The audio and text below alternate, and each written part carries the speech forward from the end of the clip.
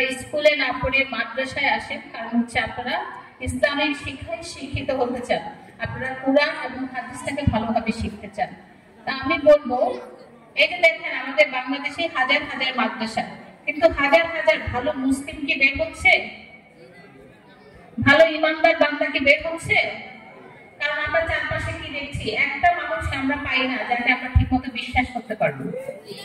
মনে হচ্ছে মানে একদম অন্ধকার একটা যুগ এসেছে, কাউকে আমরা বিশ্বাস করতে পারছি না।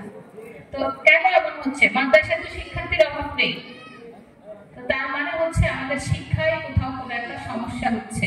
আমরা পড়ছি কিন্তু সেটা আমরা অনুধাবন করছি না, এবং সেটা আমাদের জীবন চর্চায় প্রতিফলিত হচ্ছে না। তো আমি বলবো, যেহেতু আপনারা মাদ্রাসার শিক্ষাটাকে, ইসলামিক শিক্ষাটাকে বেছে নিয়েছেন, সেইটাকে আপনারা জীবনে ধারণ করবেন, যাতে আপনারা একজন মুমিন ইমানদার বলতে যা বোঝায় সেটা হতে পারেন। যে মুমিন বান্দা বা বান্দি, যে ইমানদার বান্দা বা বান্দি, সে অবশ্যই একজন আদর্শ মানুষ, সে অবশ্যই একজন সুনাগরিক। এই দেশটাকে উন্নত করতে হলে আমাদের সুনাগরিকের খুব প্রয়োজন।